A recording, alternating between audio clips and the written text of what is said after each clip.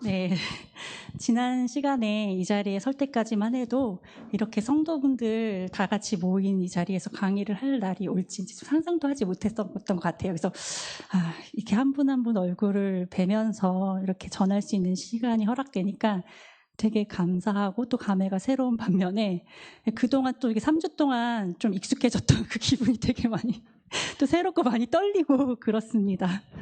네, 너무 반갑습니다.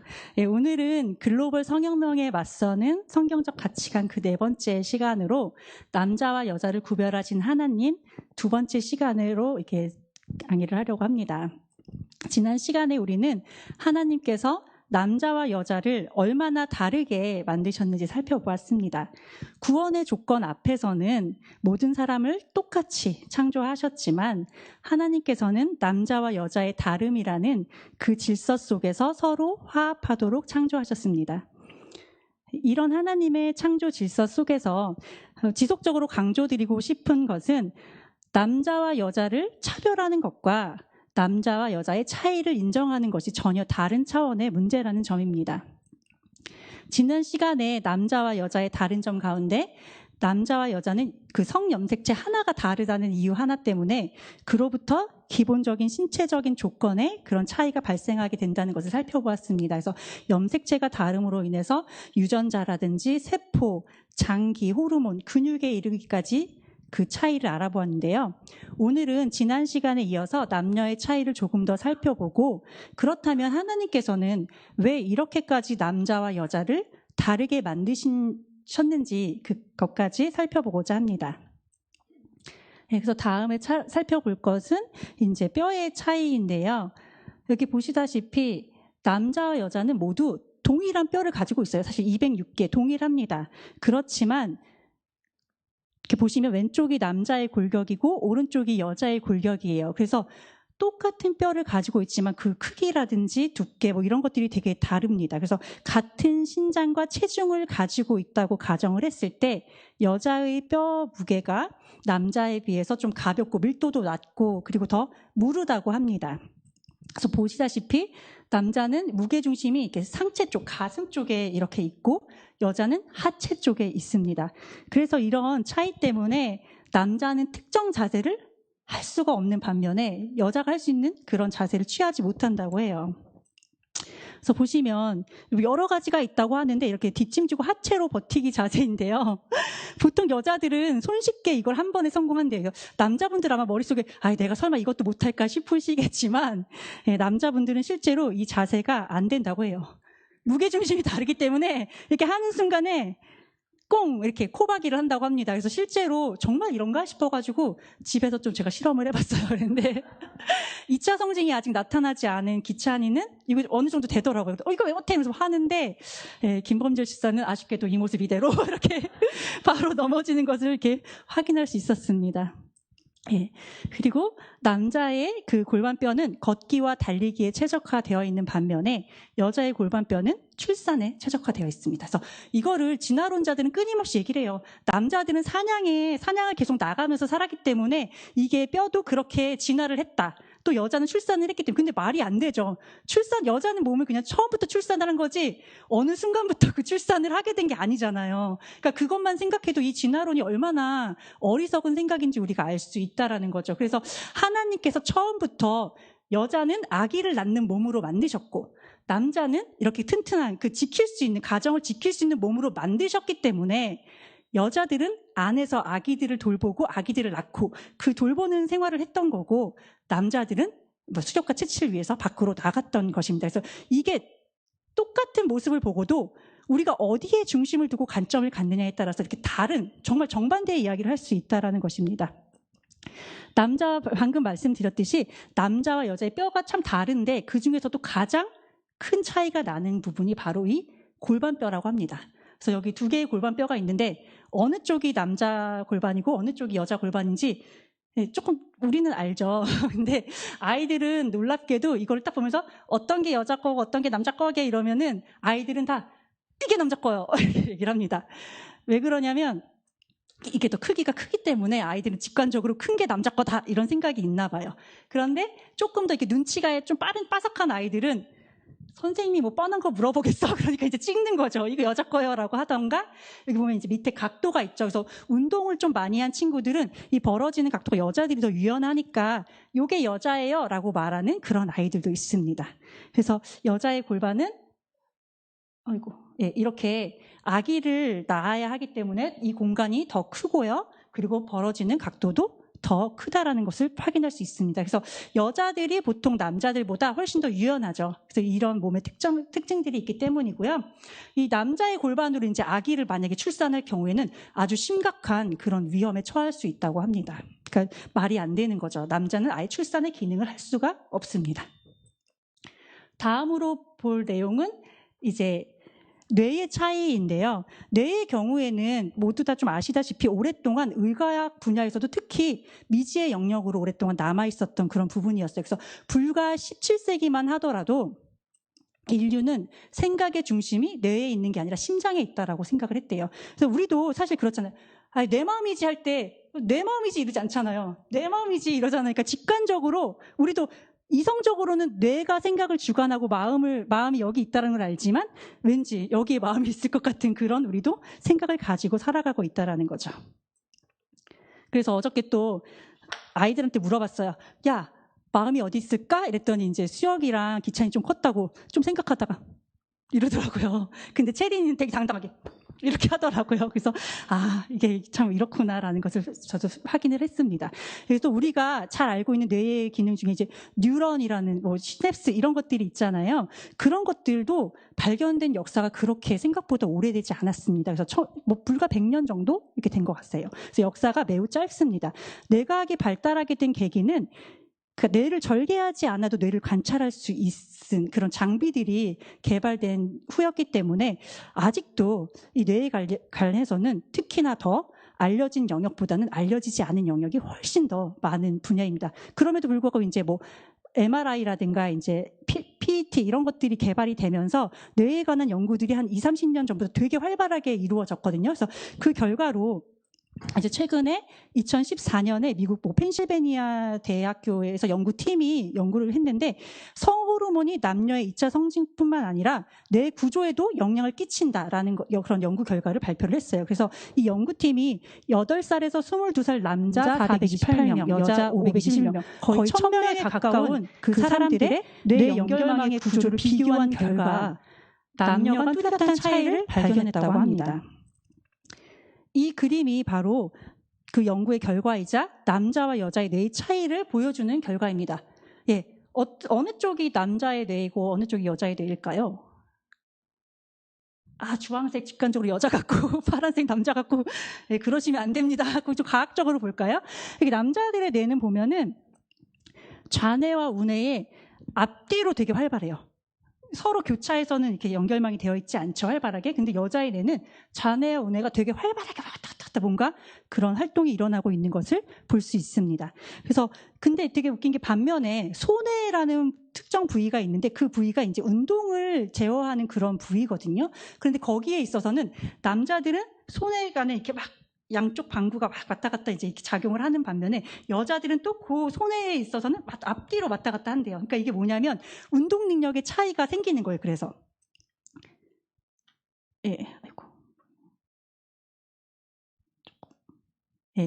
그래서 이런 차이 때문에 여자는 사회성이 높고 멀티태스킹이 가능한 반면에 유리한 반면에 남자는 이렇게 인식을 딱 하는 순간에 그걸 바로 운동으로 표현하는 몸으로 나타나는 그런 순발력이 강한 것이다라고 이제 이 연구팀이 말한 거예요. 제가 말하는 게 아니라 그렇게 말을 하고 있습니다. 그리고 되게 재밌는 게 이 지금 연구 대상자들이 8살에서 22살이잖아요. 그러니까 어린아이들부터 이걸 관찰한 거예요. 그러니까 이런 특징들이 12세에서 14세 그러니까 청소년 중간 시기 2차 성징이 막 활발하게 발달한 그 시기에 더 특징적으로 발견되었다라는 이제 발표를 하였습니다.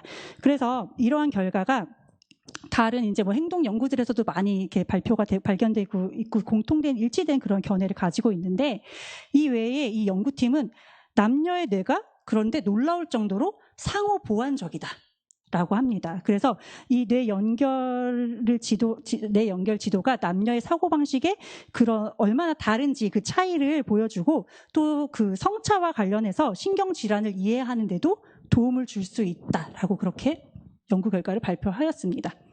우리나라 같은 경우에는 2019년 9월에 당시 질병관리본부가 대표적인 뇌 질환인 치매 예방법이 남녀별로 서로 다르다라는 것을 발표한 바 있습니다.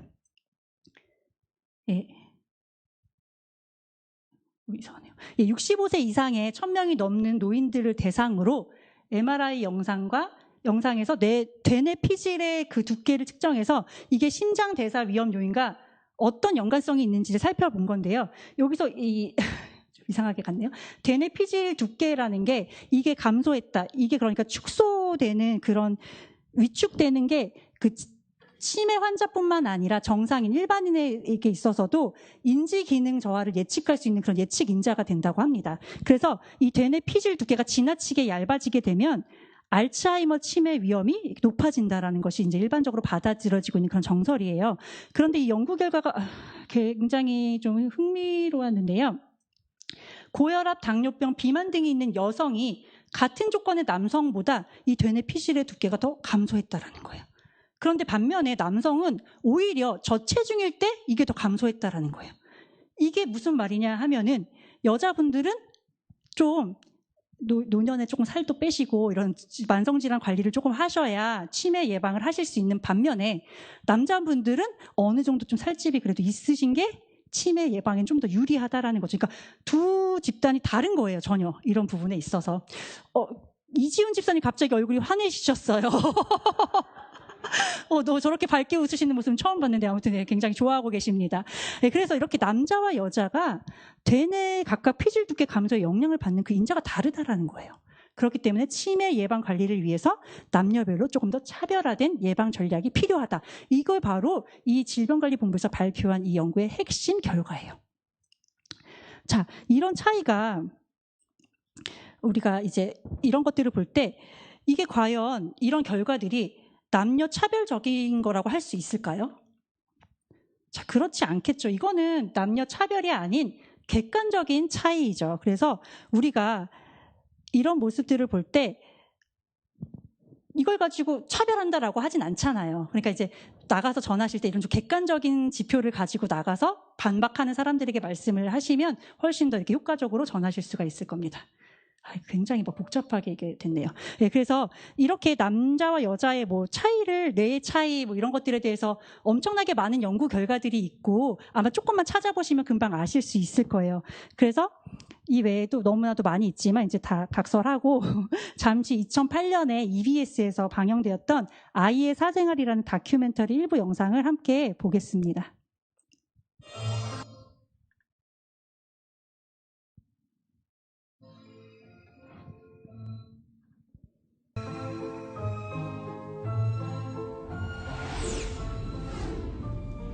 나는 남자다, 나는 여자다 라는 자기인식의 명령은 모두 뇌에서 시작됩니다. 남녀가 다른 행동을 보이는 것도 모두 뇌의 차이 때문입니다. 즉, 남자와 여자의 뇌가 다른 거죠.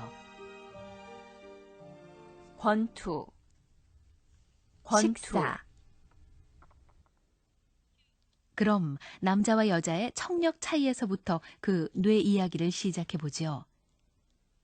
일단 표준 청력 검사를 한 후 아이들의 양쪽 귀에 전혀 다른 소리를 들려주었습니다. 무슨 말인지를 얘기해주면 돼요. 책상, 선발, 가서 맞았더니 자전거를 사주셨다. 책상, 축구. 책상, 축구. 책상이랑 축구. 축구하고 책상. 축구, 식상. 책상. 책상하고 모르겠어요.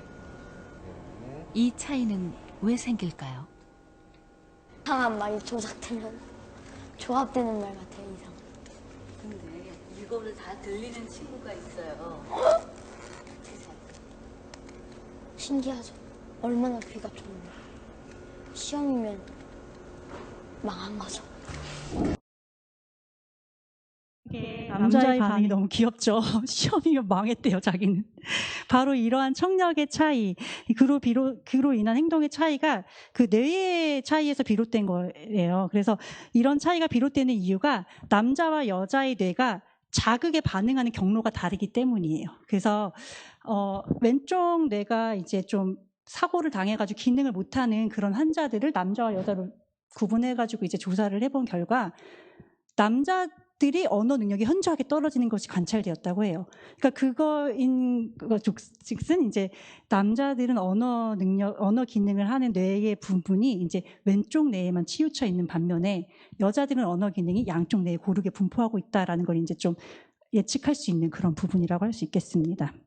그래서 초반에 말씀드렸지만 이 뇌과학의 영역은 그 발달 역사가 아직 되게 짧아요. 그래서 신생학문에 거의 가깝죠. 그래서 이와 관련돼서 되게 많은 이견들도 존재를 합니다. 그래서 일부 학자들은 남녀 뇌의 차이에 따라서 남녀를 구분하는 거는 너무 오랫동안 이렇게 가부장적인 질서를 이렇게 약간 지지해주는 그런 그릇된 인식의 결과일 뿐이다. 그래서 이거는 오히려 남녀 차별을 유도하는 거기 때문에 하면 안 된다라고 이제 말을 하거나 연구를 하면서 전형적인 남성의 뇌나 여성의 뇌를 구별할 수 있는 그런 어떤 증거도 발견되지 않았다라는 이렇게 발표한 연구 결과들로 실제로 존재를 합니다.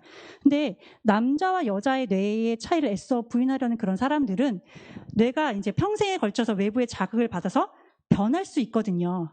그래서 그걸 우리가 아이들 공부시킬 때 뭐 뇌를 좀 특정 부분을 발전시키기 위해서 뭔가 이렇게 훈련도 하잖아요, 뇌를. 그것처럼 이제 그게 뇌 가소성이라는 개념인데 그걸 들어서 뇌가 변하는데 어떻게 처음부터 이렇게 남자네, 여자네가 따로 있어라고 이제 말을 한다라는 거죠. 그래서 그런데 이런 주장이 뇌 가소성에 대해서 나중에 이제 설명드릴 때가 있을 것 같아서 이제 너무 자세하게 말씀드리지 않겠습니다. 그런데 어쨌든 그 뇌 가소성이라는 의미를 폭넓게 이해하지 못한 데서 오는 대표적인 오류라고 할 수 있습니다. 그래서 실제로 카이스트에서 생명공학을 연구했던 어떤 그 박사님이 남녀 신체 전반에서 발견되는 그런 생물학적인 차이로 우리가 이제 쌀 한 가마니를 옮길 때 또는 철봉에 매달릴 때조차도 그 똑같은 동일한 환경이 주어졌을 때 거기에 대한 반응이 남자랑 여자랑 다르다라는 거죠. 그것만 보더라도 남녀의 차이가 없어. 그거는 역사적으로 혹은 사회적으로 길들여진 거야 라고 말하는 게 터무니없는 잘못된 말이라는 거죠. 그래서 성도 여러분도 근데 관심을 갖고 한번 찾아보시면 알겠지만 이렇게 예를 들어서 포털 사이트에 남녀 뇌의 차이라고 쳐서 검색을 해보시면 사실은 제가 말씀드렸던 남녀의 뇌가 이렇게 차이가 있다라는 그런 연구 결과보다 이런 내용들이 더 상위에 더 많이 이렇게 랭크되어 있는 것들을 확인할 수 있습니다. 그래서 이렇게 세상을 보면요, 끊임없이 정말 하나님의 질서를 조금이라도 어떻게든 무너뜨리시는 그 작은 실마리 같은 것들이라도 붙잡고 그 근거가 명확하지 않음에도 불구하고 그걸로 어떻게든 남녀 차이를 논하는 건 의미가 없어. 그건 아니야 라고 계속해서 막 물타기를 하고 있다라는 거죠. 그러나 저는 분명하게 확신할 수 있는 게 과학기술이 발전되면 발전될수록 아마 하나님의 섭리가 그 안에 녹여져 있음을 계속해서 발견하게 될 것입니다. 그건 의심의 여지가 없을 거라고 확신을 해요. 그러니까 부디 세상에 이런 소리에 귀를 기울이지 마시고 성경을 기준으로 하나님을 중심에 세우셔서 이런 세상의 외침들로부터 좀 진실된 것들을 분별해내시기를 바랍니다. 예, 다음으로는 이제 목소리 차이인데요. 우리 방금 전에 항류성가대가 이렇게 찬양을 했지만 듣고 그 찬양 소리를 듣고 있으면 남자와 여자의 목소리도 참 다르죠. 그래서 그것마저도 다르게 빚으신 하나님의 섬세한 솜씨에 감탄을 하게 됩니다. 남자와 여자의 목소리가 다르잖아요. 그래서 우리가 성가대가 보면은 엄청난 화성을 넣고 화음을 넣은 게 아니에요. 그런데도 되게 조화가 되면서 되게 또 다른 그 조화가 이루면서 하모니가 이루어지잖아요. 그래서 그 이유가 남자의 후두가 여자의 후두보다 길기 때문이에요. 그래서 실로폰에 보시면 낮은 음은 길잖아요, 이 판이. 그래서 점점 얇아지죠. 그래서 우리 성대도 이렇게 짧을수록 더 높은 소리를 낸다고 합니다. 조금만 더 짧게 만들어주시지. 그래서 찬양을 더 아름답게 할 수 있었는데 좀 아쉽습니다. 네, 그런데 어쨌든 잠시 남자와 여자의 목소리가 좀 확연하게 차이가 나는 영상을 감상하시겠습니다.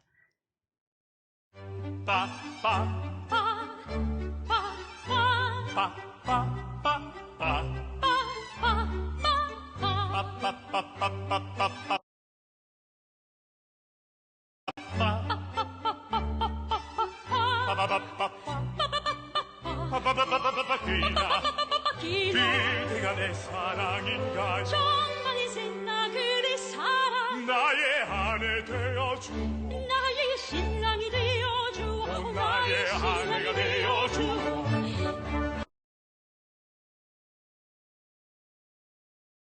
이죠. 이렇게 남자와 여자의 목소리가 이렇게 다릅니다. 네, 이게 변성기 때 이제 성대의 길이가 성인 수준으로 점차 바뀌어 가는데 보통 남자 아이들은 변성기 전과 비교해서 약 60% 성대의 길이가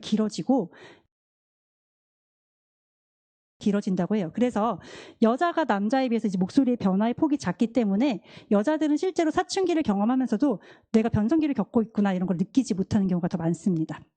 그런데 남자아이들은 이제 변성기가 오면 목소리가 확 달라지잖아요. 그래서 이제 걸걸걸걸 막 이렇게 하다 보니까 아이들이 이제 좀 그 좁아진 그 음역대가 답답하니까 이제 막 그걸 일부러 그걸 뛰어넘기 위해서 극복하기 위해서 큰 소리를 낸다던가 막 이러면서 목에 힘을 주면서 얘기를 한다던가 이러면 좀 그 허스키해진 목소리로 그 변성기 때 목소리가 평생 갈 수 있다. 그래서 남자아이들이 좀 이 시기에 관리가 더 많이 필요하다고 합니다. 그래서 이 부분은 사실 좀 그렇게 막 엄청 중요한 내용은 아니어서 뺄까도 싶었는데 우리 교회에 이제 특히 변성기를 앞둔 그 아이들이 많아서 남자아이들이 많아서 부모님들이 좀 참고를 하시면 좋을 것 같아서 이 시기 그래서 물도 많이 주고 아이들이 이제 너무 큰 소리를 내지 않게 알려주시면 좋을 것 같습니다. 네, 그 다음은 면역계의 차이인데요. 작년에 코로나가 이제 막 기승을 부린 이후에 한 신문에서 난 기사입니다. 여성이 남성보다 코로나19 사망률이 낮다. 이 기사는 중국의 보건당국이 중국에서 이 코로나19가 확산됐잖아요. 그래서 44,000명의 확진자 가운데 조사를 한 거예요. 그랬더니 남자 확진자 중에 2.8%가 사망을 한 반면에 여자는 그 사망률이 1.7%였대요. 그러니까 여자들이 조금 더 적게 치명을 입는 거죠. 이거에 대해서. 그거에 대해서 이제 영국 BBC에서는 이러한 차이가 남자와 여자의 면역 체계의 차이에서 비롯된 거다.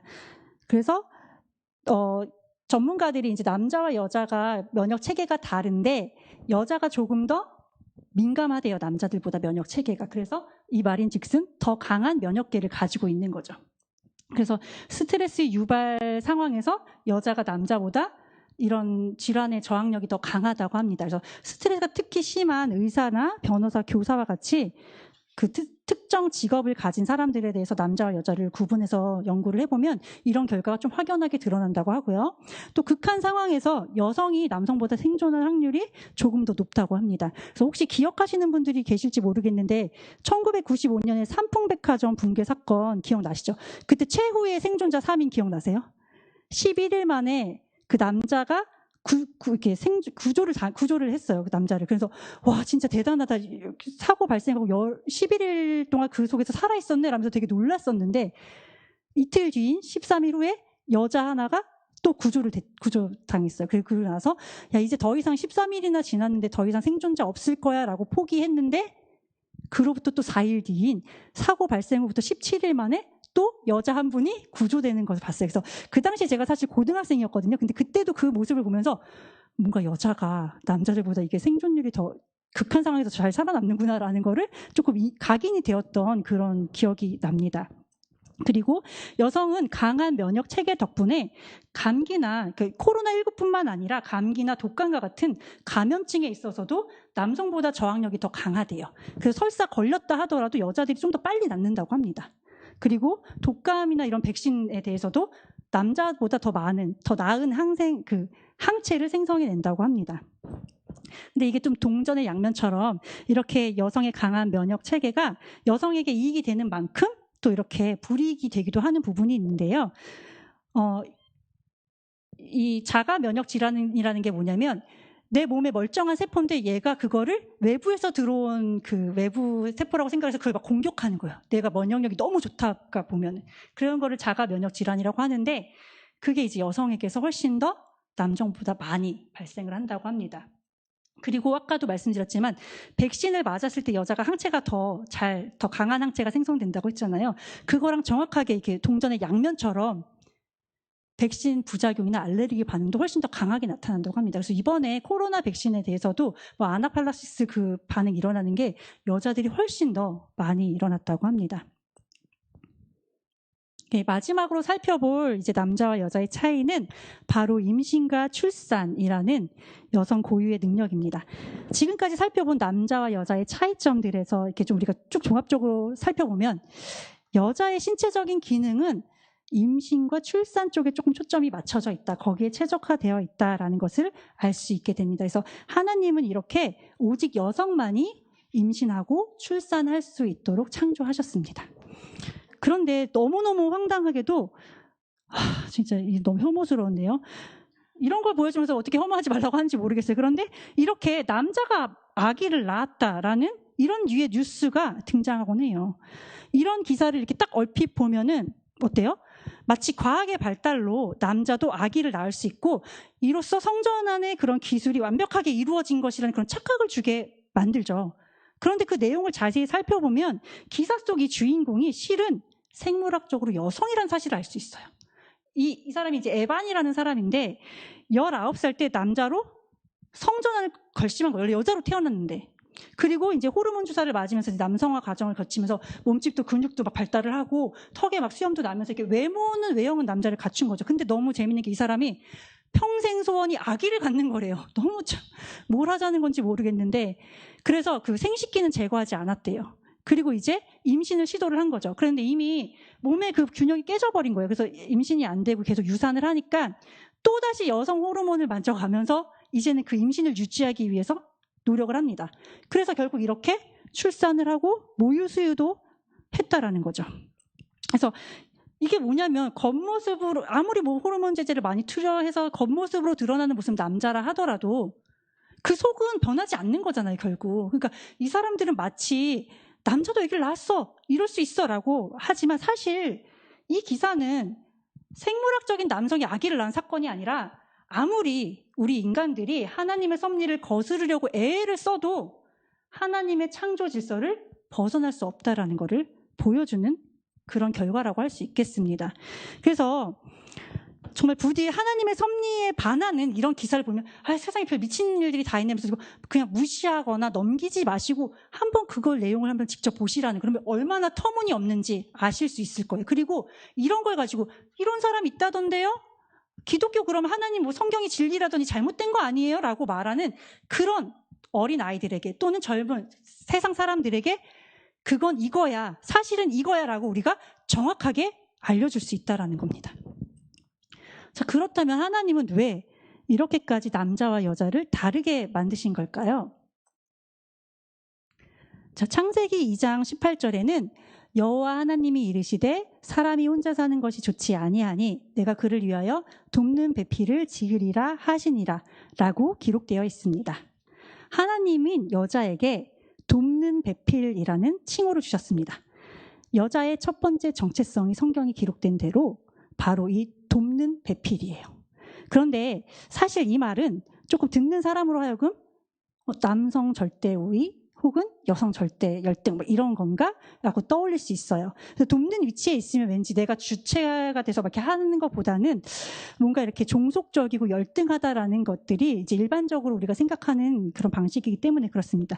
그래서 꼭 페미니스트들이 아니라 하더라도 일반 여성들이 이걸 봤을 때 뭐지? 하나님은 좀 나를 이렇게 차별하려고 만드신 건가? 처음부터 남녀 성별에 따라서 이걸 차별하신 건가?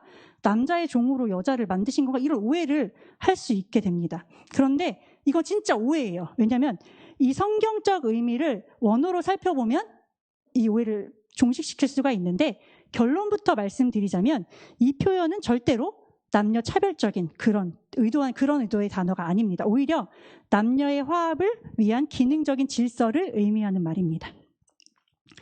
그래서 여기서 돕는 배필, 돕다라는 이런 말을 히브리 원어로 에제르 케네그도라고 한다고 해요. 그런데 이거를 이제 영어 성경에서는 번역을 해서 조력하는 자에서 헬퍼라고 번역을 하고 있습니다. 그런데 이게 뭐 조수, 이렇게 밑에 있는 사람 뭐 이렇게 하는 그런 의미의 어시스트의 개념이 아니라는 거죠. 부수적인 존재 그런 개념이 아니에요. 그래서 성경에서 실제로 이것을 어떻게 사용하고 있나 봤더니 시편 기자는 하나님은 나를 돕는 이시다. 그래서 이 돕는 여기가 에제르예요. 그리고 여기서 나를 돕는 자. 그래서 시편 기자는 하나님을 바로 이 에제르라는 단어로 표현하고 있어요. 되게 놀랐죠. 그래서 또 신약에서는 그 보혜사 성령님이라고 우리가 얘기를 하잖아요. 이 보혜사를 뜻하는 단어가 어렵습니다. 헬라어인데 이거는 파라클레토스라는 헬라어래요. 이 보혜사가. 그런데 이게 히브리어로 번역하면 에제르래요. 그러니까 보혜사 성령님이 바로 보혜사 성령 우리 생각해보면 근데 그렇잖아요. 성소들이 원하는 걸 성취하기 위해서 돕고 부수적인 그런 존재가 성령님의 존재가 아니잖아요. 그런 것처럼 에제르 케네그도라고 불리는 여성 역시 남성의 단순한 그런 조력자나 종속적인 그런 도우미가 아니라는 것을 확인할 수가 있습니다. 그래서 여성을 가리키는 그 에제르의 모델이 바로 성령님이라는 것을 우리가 성경을 통해서 확인할 수 있고 또 이게 신약뿐만 아니라 구약의 곳곳에서 우리가 이런 단서들을 확인할 수가 있습니다. 그래서 이제 구약 성경에는 하나님의 도우심을 묘사하는 히브리어인 이 에제르라는 단어가 거의 20번 가까이 등장한다고 해요. 우리가 가장 잘 아는 이제 이 에벤에셀의 하나님이라고 할 때 이걸 한번 살펴볼 텐데요. 우리가 하나님 없이는 살 수 없어요라는 도우심의 하나님을 기념하는 게 바로 에벤에셀이잖아요. 그래서 사무엘상 7장에 보면 이스라엘이 블레셋하고 전투를 했단 말이에요. 그런데 그때 하나님의 도우심으로 되게 큰 승리를 거둔 기사가 나와요. 이때 사무엘 선지자가 돌을 취해서 미스바와 센 사이에 이 돌을 세우고 여호와께서 여기까지 우리를 도우셨어라고 하면서 에벤에셀의 하나님이다라고 이렇게 칭한 거예요. 그래서 도움의 돌이라는 뜻으로 그 사무엘 선지자가 하나님의 은혜를 기리기 위해서 그 세운 기념비, 그게 바로 에벤에셀입니다. 그런데 이때 여기서 에셀이라고 발음되는 이 부분, 이게 바로 돕는 배필에 사용됐던 그 에제르, 그거랑 똑같은 단어라는 거죠. 이와 같이 성경에는 이 도움, 이 하나님의 도움이라는 뜻의 에제르가 곳곳에 있습니다. 모두 다 이렇게 에제르, 똑같은 뜻이에요. 그래서 우리가 하나님 없이는 아무것도 아닌 그런 존재잖아요. 그래서 하나님의 도우심은 우리에게 있어도 그만, 있으면 좋고 없으면 그만인 그런 게 아니라 정말 우리의 삶에서 없어서는 안 될 필수 불가결한 그게 바로 하나님의 도우심이잖아요. 바로 그런 하나님의 속성을 표현하기 위해서 사용된 그 에제르라는 단어를 하나님께서는 너무 감사하게도 우리 여자들에게 그 에젤이라는 단어를, 정체성을 표현하는데 그 단어를 사용하신 거예요. 정말 하나님의 세심한 그 역사가 놀랍지 않으세요? 우리는 지금 이거를 막 떠듬떠듬 이렇게 찾아냈지만 하나님이 태초에 이것들을 계획하시고 이렇게 넣어놓으셨던 거예요. 이 에젤이라는 이 단어가 영어의 그 essential의 어원이 됐다고 해요. 그래서 우리 여기 영어 선생님들도 이렇게 계시지만 essential 하면은 되게 필수적이고 극히 중요한 막 이런 뜻들을 갖고 있잖아요. 그래서 필수 아미노산이라고 하면은 우리가 그 신체가 작동하는 데 있어서 외부에서 받아들여야 하는 영양소인데 이게 없으면 사망에 이르기까지도 하는 굉장히 꼭 필요한 그런 아미노산을 필수 아미노산이라고 하잖아요. 그러니까 이게 있으면 좀 도움이 되고 없어도 뭐 그만인 아미노산이 아니라는 거죠. 꼭 있어야 되는 거예요. 안 그러면 우리의 생명이 위협을 받을 수 있습니다. 자, 이렇게 하나님을 묘사할 때 쓰인 이 귀한 단어인 에제르가 여자에게도 사용되었다라는 거는 우리 여자들이 그만큼 하나님의 그 사명을 받은 자들이고 굉장히 중요한 그런 사역들을 감당해야 된다라는 것을 뜻합니다. 남성이 권위의식을 가지고 여자들을 이렇게 막 노예처럼 이렇게 함부로 대해도 된다라고 허락하신 그런 말이 아니라는 거예요. 그래서 이렇게 혹시라도 특히 어린 친구들이 이 말에 되게 시험 드는 경우가 많거든요. 그래서 이런 혹시라도 하나님은 태초부터 여자를 남자의 뭐 부속물로 만드는 거 아니에요? 뭐 시다발이 아니에요? 뭐 이렇게 진짜 과격하게 표현하는 그런 여학생들도 있어요. 그런데 혹시라도 이런 친구들을 만나시거나 이런 세상 사람들을 만나시면 그게 아니야라면서 이걸 꼭 기억하셨다가 이렇게 그들에게 하나님의 그 사랑과 깊은 뜻을 알려주시길 바랍니다. 그럼에도 불구하고 조금 여전히 풀리지 않는 의문들. 성경에 등장하는 주요 인물들을 보면 아브라함, 엘리야, 모세, 요셉, 다윗. 다 좀 남자다.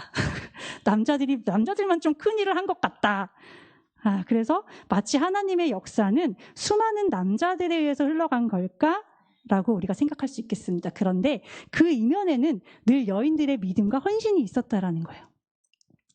자, 믿음의 조상 아브라함이 혼자 믿음의 조상 될 수 없습니다. 절대로.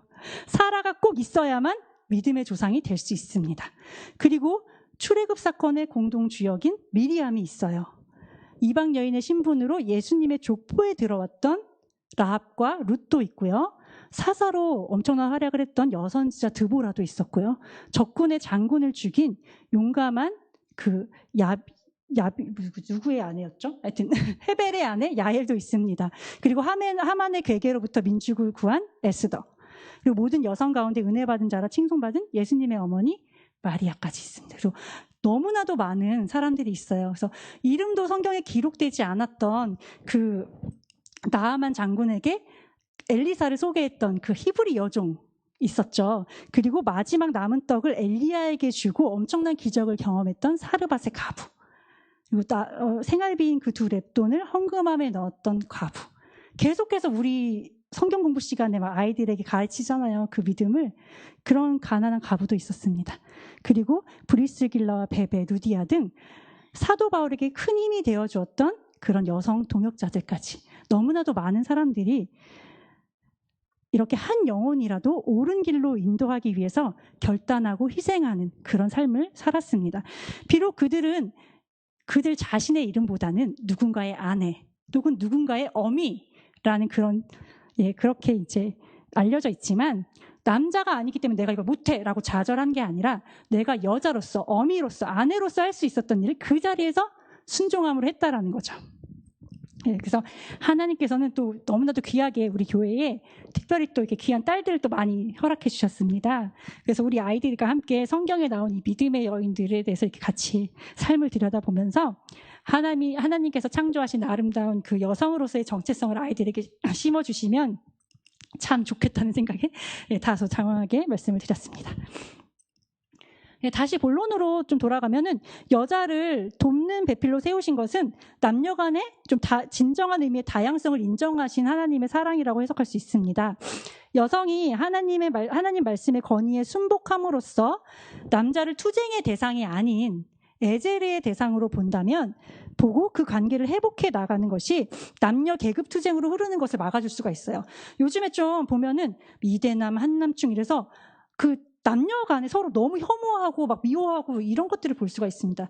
이게 결국은 내가 더 잘났어, 내가 더 이렇게 할 거야, 막 이런 그 사상에서 비롯된 거거든요. 그게 아니라 서로 화합하고 상호 보완적이고 이렇게 하나님께서 만드신 그 역사, 그 질서를 알려주면 그들이 이렇게 서로 미워하지 않을 수 있다라는 거죠.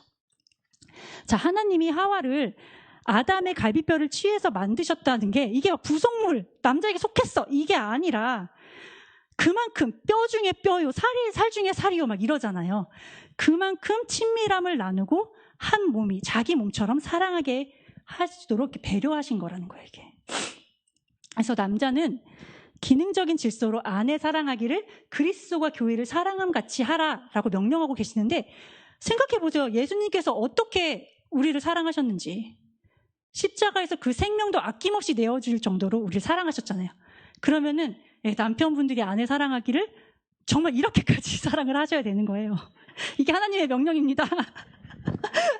그렇게 아내를 사랑하셔야 비로소 하나님이 원하시는 그 한 몸을 이루실 수 있겠습니다. 그래서 하나님은 남자와 여자를 차별하지 않으시되 분명히 이렇게 기능적인 차이를 주셨습니다. 그래서 이 기능적인 질서에 순복할 때 그 가정이 회복되고 또 그 회복된 가정의 모습을 통해서 하나님 나라의 모델이 이렇게 이 세상에 드러날 수 있게 되는 겁니다. 우리는 남자와 여자의 온전한 관계 맺음을 이 땅에서 사실 훈련하는 거예요. 그래서 마지막 때는 우리가 어떻게 돼요? 우리 모두가 신부가 되는 거잖아요. 그래서 예수님이 신랑이신 예수님과의 혼인잔치에 참여하기 위해서 막 가야 되잖아요. 그걸 이 땅에서 허락하신 거예요. 먼저 좀 하고 와, 연습 좀 하고 와 이렇게. 그래서 하나님께서 이토록 남자와 여자를 다르게 만드시고 또 화합하게 하심은 이 땅에서 하나님의 섭리를 알라는 하나님의 뜻입니다. 그래서 하나님도 보면 그렇죠. 성부, 성자, 성령 하나님이 각각의 다른 인격체를 가지고 계세요. 그렇지만 어떻게 보면 하나의 커뮤니티죠. 그래서 그렇지만 똑같은 동일한 방향성을 가지고 함께 움직이시는 거예요. 그렇기 때문에 더 힘있게 역사하실 수 있다는 거죠. 그것과 마찬가지로 이 땅에서는 하나님께서 최초의 사람인 아담과 하와를 다르게 만드시는 거예요. 그리고 다른 인격체이지만 이들이 한 몸으로 연합해서 하나님의 그 뜻을 온전히 행해주기를, 이 땅에서 행해주기를 그렇게 바라신 겁니다. 그래서 남자와 여자를 이렇게도 다르게 만드신 거예요. 네, 여러분, 우리가 또 우리의 자녀들이 이 땅에 남자로 또는 여자로 이 모습으로 이렇게 태어난 거는 하나님의 분명한 계획하심이 그 속에 있었습니다. 그래서 십자가에 대신 죽으실 만큼 교회를 사랑하셨던 그리스도와 같이 아내를 사랑해 주시고 또 우리 아들들이 그런 멋진 하나님의 뜻을 행하는 그런 남자들로 성장할 수 있게 우리가 도와야겠습니다. 그리고 돕는 배필로 아름다운 사명을 감당하셔서 남편들을 도와서 헌신하시고 또 우리의 딸들이 자신의 연약함을 보기보다는 하나님의 선하신 뜻을 먼저 보고 믿음으로 바로 설 수 있도록 그 딸들을 또 도우시는 여러분들이 되길 바랍니다. 지금 우리가 서 있는 이 자리에서 지금 그 모습 그대로 하나님께 감사하시고 또 순종하심으로써 그 사명이 무엇이든지 맡겨주신 그 사명을 감당하시기를 바라겠습니다. 네, 기도하고 마치겠습니다. 감사합니다. 사랑과 은혜가 풍성하신 하나님 아버지, 세상은 또 그 세상에 몸담고 살아온 저희들은 하나님을 참 많이도 오해해 왔습니다. 하나님을 잘 안다 하였지만 하나님이 곳곳에 숨겨놓으신 섭리들을 이제야 조금씩 알아가며 새삼 하나님의 은혜에 감격하곤 합니다. 태초부터 지금까지 하나님은 그 계획하심 속에 저희를 담아두시고 끊임없이 사랑과 은혜를 부어주셨음에도 불구하고 저희는 끊임없이 하나님을 의심하고 저희의 좁은 소견에 주님을 가두고 멋대로 주님을 오해해버리고 있습니다. 그럼에도 불구하고 끊임없이 저희를 일깨워 주시고 저희가 미련한 채로 주님과 멀어진 그 자리에 거하지 않게 도우시니 감사드립니다. 하나님께 지음받은 타고난 성별을 얼마든지 바꿀 수 있다고, 그렇게 하는 것을 인정해야만 한다고 속삭이는 세상을 향해 오직 진리의 말씀만으로 대항할 수 있도록 저희 각 사람을 세워주시고 더 혼란한 세상을 살아갈 우리 자녀들이 흔들리지 않도록 말씀을 심어주는 저희들이 될 수 있도록 도와주시옵소서. 목사님께서 지금까지 헌신하시며 힘겹게 쌓아 올리신 그 진리의 말씀이 저희들의 결단과 헌신으로 아름다운 열매를 맺을 수 있도록 도우시길 간구드리며 예수 그리스도의 이름으로 기도드립니다.